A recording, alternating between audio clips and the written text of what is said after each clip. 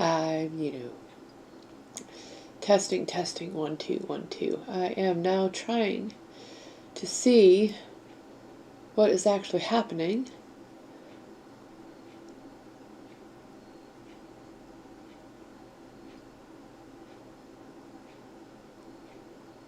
With this stream. So, what is happening with this stream? I don't know. I should spend more time working on these things, but I don't. And so this Tuesday update is going to be whatever it's going to be.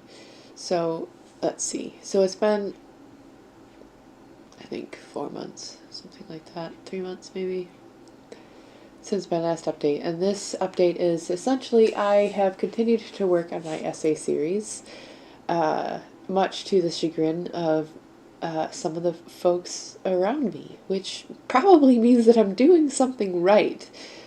Pretty sure. And I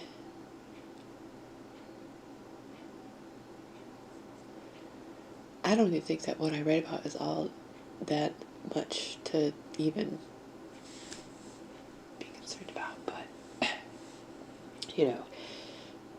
I guess that just goes with the territory of what you actually write about versus what people think that you write about, which is a whole other thing. In which case, the question becomes, are they actually reading what you're writing? Do you actually have readers, or do you have people who react to the idea that you are writing anything at all? Which is two very distinct categories that are equally amusing. One is the actual reader, and one is the reactor. They could have been a reader if they actually just would sit down and read.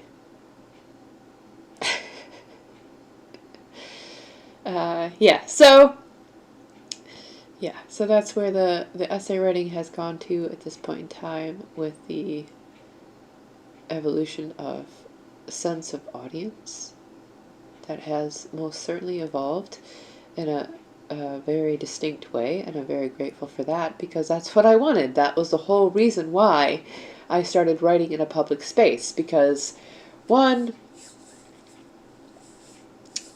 I need to evolve my writing, and two, I don't think that I can really truly do it in the way that I want to without the threat of an audience. And the way that you have to do that is you have to post your stuff publicly for there to be a genuine threat of an audience. That's just how it goes. That's the deal. It's actually a pretty good deal. Some people kind of balk at that kind of a deal. I, however, think it is a pretty good deal. It's pretty easy to do these days with the various media available to us at our fingertips any moment, minute, hour, day, night of the day. It's really quite incredible. So, essays. I've primarily worked on essays. I have embarked on some other entrepreneurial ideas that are also works in progress. And today, this morning, in fact, this morning at approximately 9:15, I think, someone reminded me of this other work that I had been doing basically since 2016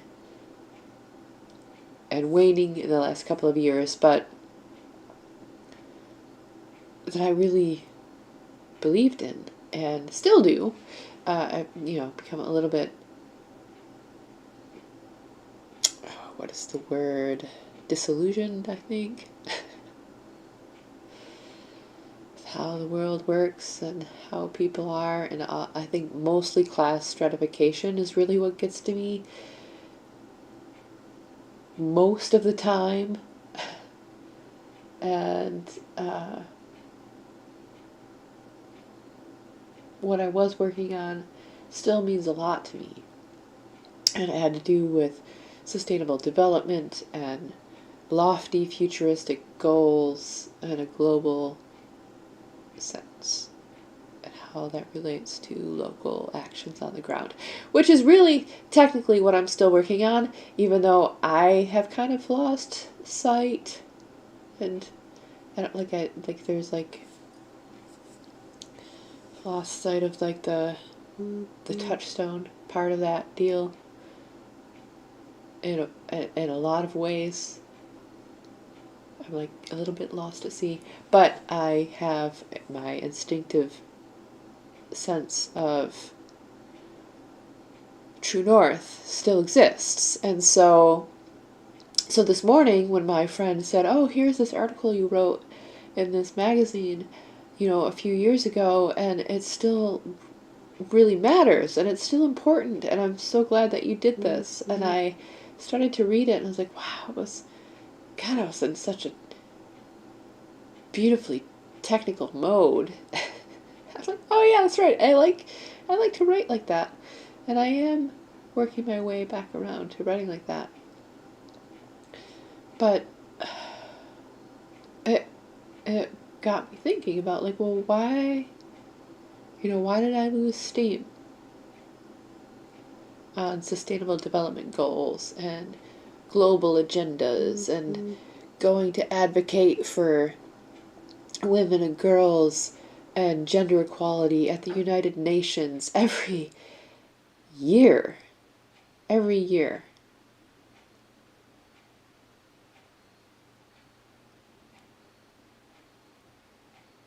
And I think what happened was there was money to fund my presence, but there wasn't money to sustain my livelihood. And the reality is that I need, just like everyone else, money to sustain my livelihood. The work we have to offer and contribute to the world, the unique values, the unique contributions that we have as human beings, unique unto ourselves, to give to the society, deserves to be sustained. Our livelihoods deserve to be sustained. Well, I'm not interested in being a martyr or a hungry peasant or whatever this weird ethic is of starve for humanity, because whatever this weird thing is, it's very, what is this? It's like a sense of we should, be absolutely, stripped of everything, every want, every desire. It's very religious. It's like this idea that we should be suffering in our ideals. We should be suffering in our ideals. We should be suffering in our endeavors to be good and worthy and lofty people, or whatever. I don't know. I think at this point it is worth stating that I am what I would only hope to be able to say as a recovering Catholic. That's my caveat. Am I recovering? I don't know that I am, but I would say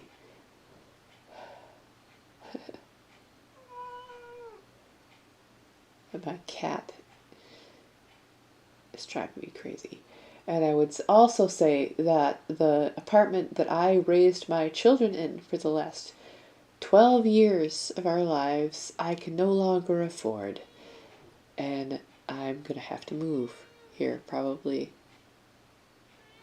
pretty soon, either in the next month or the next 8, or if things really change, maybe next year or 2. But the reality is probably sooner than later. And I had promised myself to do a series of Tuesday updates from the Dawn.Earth studio on whatever it is that I've been working on. And so this is it. This is my Tuesday update. Careening into Wednesday, as it may, as it were. All of my cameras, because I don't do this often, all my cameras seem to need some kind of charging, which I haven't done. So now I'm relegated to the HP in-house camera, which is, for better or worse, whatever it is. So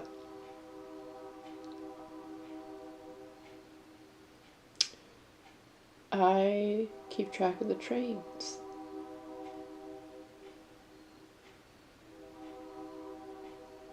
I told someone a while ago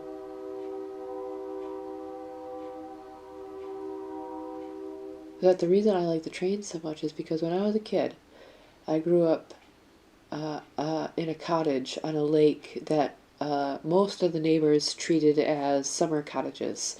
But I lived there year round. And so when everyone would leave at the end of the summer, it felt like a ghostland. There was literally no one around. And I would be there as a kid during the day, my folks at work, and just kind of everybody just gone, and literally gone. No humans to be found for hours upon hours upon hours. And it started to feel like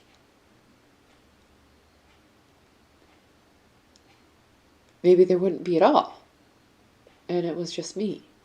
And so it was a very weird space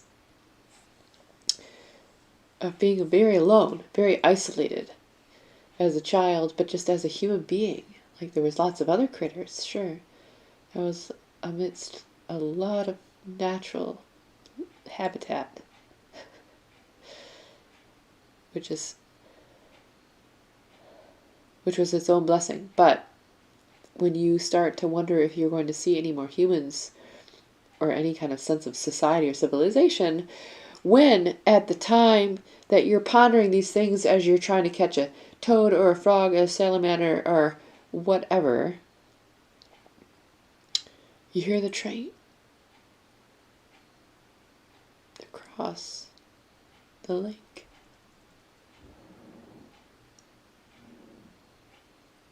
And the train goes by across the lake, and you know that you're not alone. There's somebody driving that train, and they're going somewhere, and they just came from somewhere, transporting whatever it is that they're transporting, and they've got a job, and they've got a mission, and they're doing a thing, and there are bigger things at work and at play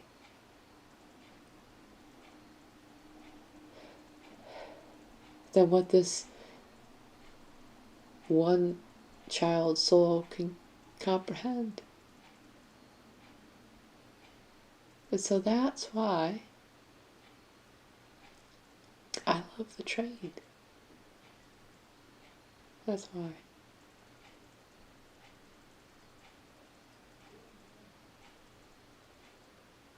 So that's why I write down the times that the train goes by, because there are things that happen when the train comes. The train only comes in this town where I work across the street. Maybe it's stationed for 4 or 5 minutes, sometimes a little longer, but usually not more 4 or 5 minutes. That's not a lot of time to catch your trains. Don't be late, I tell you what. And he will leave without you. And that's that.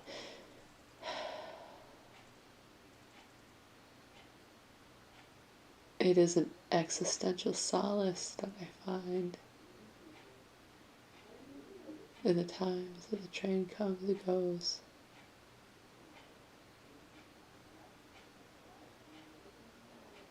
So from all the times that I've written down when the train comes and goes, daily, every day. Sometimes I hear it once or twice, sometimes 4 times. On a rare occasion, I might hear it 5 or even 6 times in a day. The passenger trains, not the freight trains.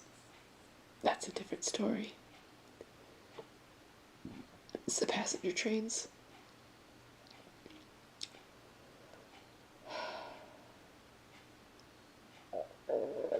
So I guess that's the prelude. What is the art piece of the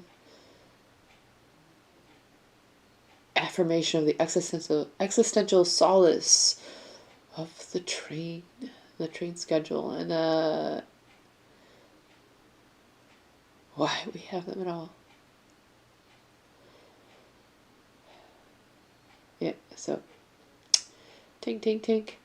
The other thing I've been working on is growing gourmet mushrooms, which I just had my first yield of blue oyster mushrooms, and it was a pretty good yield, I would say. I will find out tomorrow what it's like to cook them and put them in an omelet. I think that will be what I find out tomorrow. I might just find out what it's like to saute them, and then I may or may not find out what it's like to put them in an omelet. So I guess that might be my next Tuesday update, which I know they're very few and far between, so it's hard to say when the next one will be. But I think that I'm going to try to do a Halloween update because it's Halloween on a Tuesday, so yeah. It would behoove me to do it on a Tuesday, Halloween.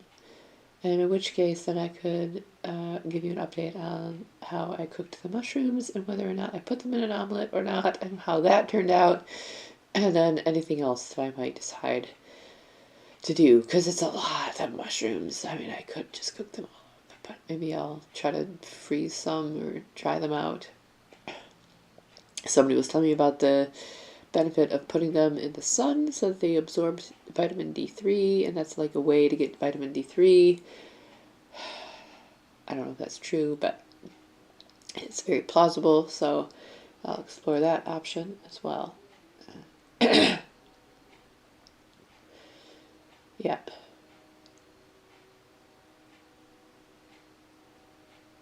Yeah, so more explicitly, I'm working on finishing my 100 essay series, the O100 series, on Medium at dawn.earth.medium.com, and very slowly evolving a blog at dawnnelson.blog.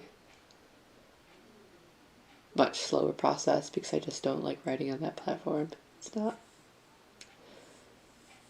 as motivating. So, and a couple other columns that I'm incubating. I have like spaces to incubate columns and I guess blog spaces, whatever. I work on cultivating columns and figuring out what is the extent and the parameters of what I write about in those particular spaces. I have, I think right now, three experimental columns. One blog I use regularly, which is the Medium one, which I publish weekly. I have a Sunday Dispatch, which is sometimes published on a Monday. So far only twice, but a Sunday column, and then at best, quarterly column on dawnnelson.blog, and of course a newsletter, or 2 or 3, trying to figure out all the things. So, yeah, mostly the written word. And I will leave it at that. A little bit of photography, a little bit of videography, a little bit of bartending. actually considering building my own bar and back bar, and I don't know why it didn't occur to me before that I could just make it myself. Oh my god. I mean, obviously.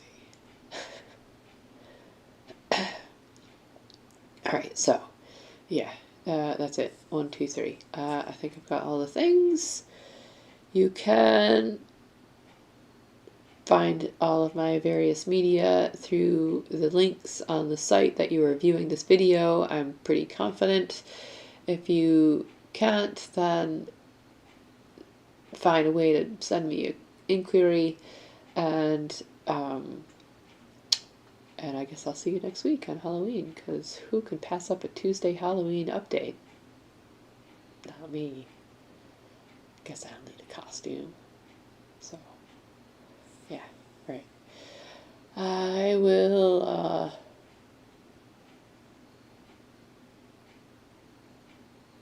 catch you on that flip side. And, yeah, thanks for tuning in. Thanks for listening to my weird rambling of whatever it is. Whatever the hell it is that I do. All right. Yes. See you next week. Okay. Thanks. Bye.